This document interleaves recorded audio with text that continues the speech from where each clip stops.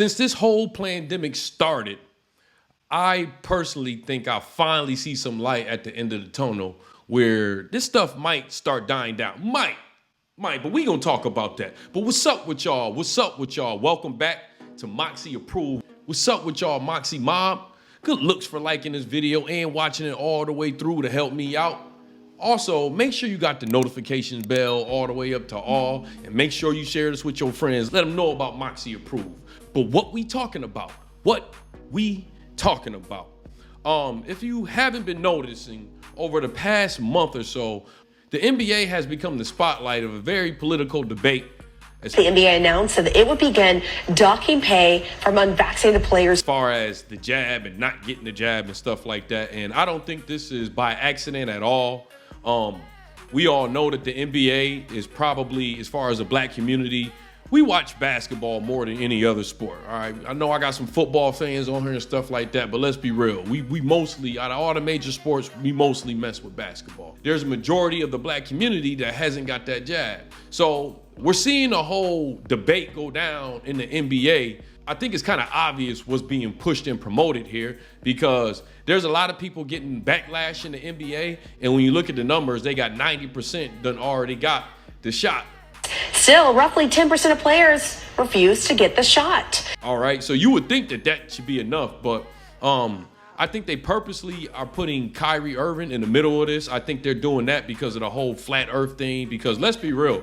Brooklyn Nets point guard Kyrie Irving, who could be barred from playing any home games this season. Kyrie Irving hasn't really put out too many personal statements about the whole jab situation. Obviously, living in this public sphere, there's just a lot of questions about what's going on in the world of Kyrie, and I think I just would love to just keep that private.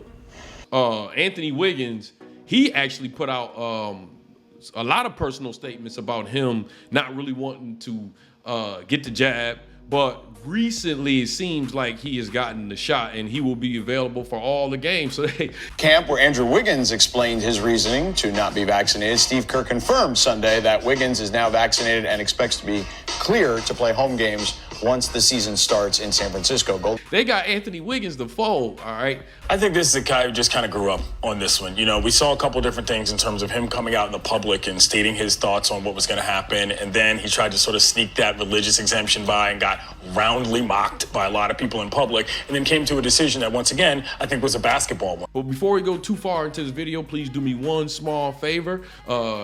If you haven't subscribed yet, please hit that subscribe button. I'm trying to reach 10,000 subs before the end of the year. Good looks. I know Draymond Green, they were trying to torch him during media day, but he ended up torching them. I think there is something to be said for people's concern about something that's being pressed so hard. Like, why are you pressing this so hard? Like, so much, you're just pressing and pressing and pressing. I think you have to honor people's feelings and their own personal beliefs.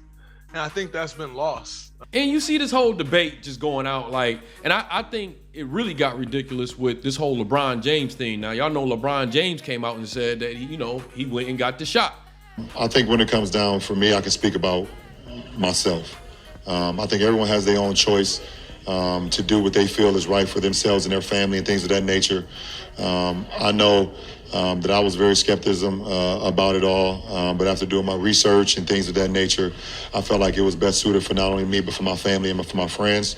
And, and that's why I decided to do it. So, but as far as, I don't, you guys should know me, anything that I talk about, I don't talk about other people and what they should do. I speak for me and for my family, and, that's what it's about.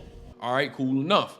I thought that a lot of people from the black community would come out and he would get a backlash from that, but it turns out he's been getting more backlash from the mainstream media, CNN, because they feel like LeBron not only should be telling people that he got the shot, he should be trying to also get people to stand in that line, to get the jab also. That wasn't enough for him, and I think that's kind of ridiculous.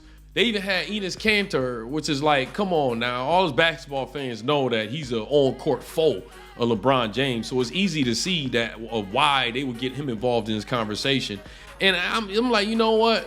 that's a hard sell-off, man. I don't know anybody that's buying what they selling here because it's like Enes can barely speak English. Like. Joining me now, Boston Celtics center Enes Kanter, who has been working tirelessly to convince his fellow players to get their shots.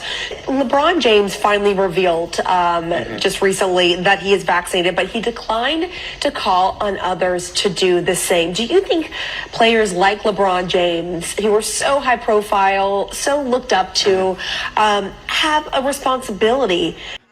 He could barely speak English, and, he's just going with the agenda.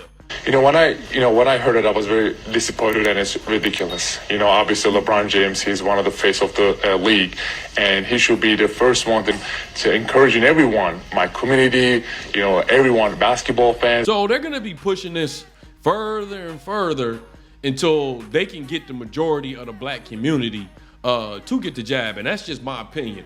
But there is something that's been developed in the last couple days, and I don't want y'all to take it from my mouth, all right? I'm gonna play a clip for y'all, but it's a pill, Merck, I believe it's called the Merck pill, antiviral pill that's been catching some steam because they did a trial for it, and in the middle of the trial, it went so well that they stopped it, and now they're gonna try to get an emergency approval from the FDA. Now, I don't want you to take my word from it. Look, it was on CNN, they were talking about it. Possible game changer. Merck has paused its trial and plans to ask for emergency use authorization. Now, it's important here to note that this is meant for patients who are already infected with COVID. This is not a replacement for a vaccine.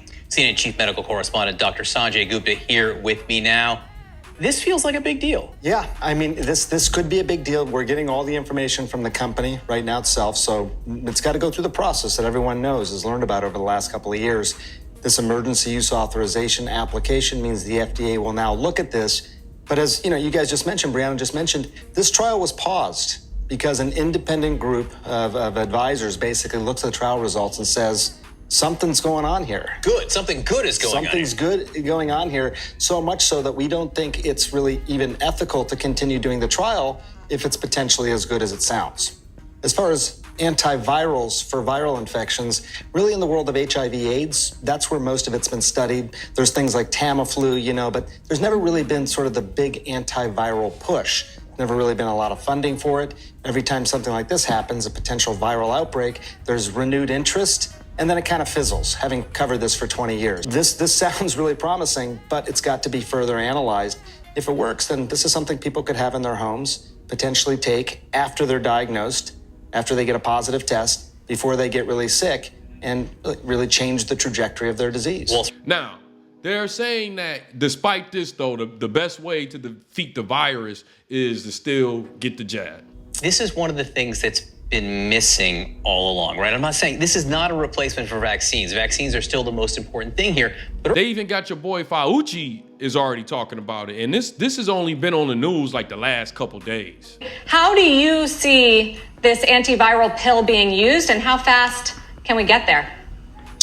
Well, this is certainly an important advance. There's no doubt about that. Whenever you have an orally administered medical intervention that directly attacks the virus and has the kind of data that Merck announced with their announcement, where they had a 50% decrease in the hospitalization. The trial was designed to be given to people early in the course of infection.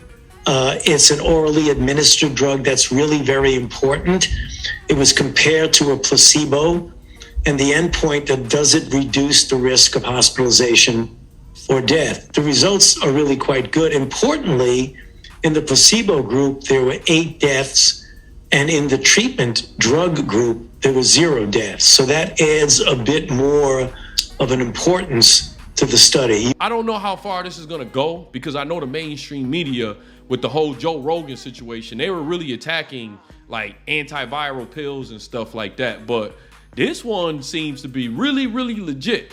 Dr. Fauci, once again, he's already saying that still people should go get the jab. But I think that if this proves to be effective, because you're only taking it 2 times a day for 5 days when a person has been diagnosed. So it's going to be interesting to see. But I want to know from you, Moxy Mob, if you are one of the people that don't want to get the would you rather this pill? And would you take this pill if you started to get sick and was diagnosed? All right, I want to know if you would take this pill. I don't know. I'm going to be real with y'all. I think that this may be the beginning of the end of this, but that's just my opinion. If this pill is really effective, I think from 6 months to a year, we'll start hearing less about this whole thing. But hey, we'll see. But anyways, y'all know how I like to end my videos over here on Moxy Approved, right? With that water. I see y'all here next time on Moxy Approved. And yeah, join my membership and be part of the Moxy Mob.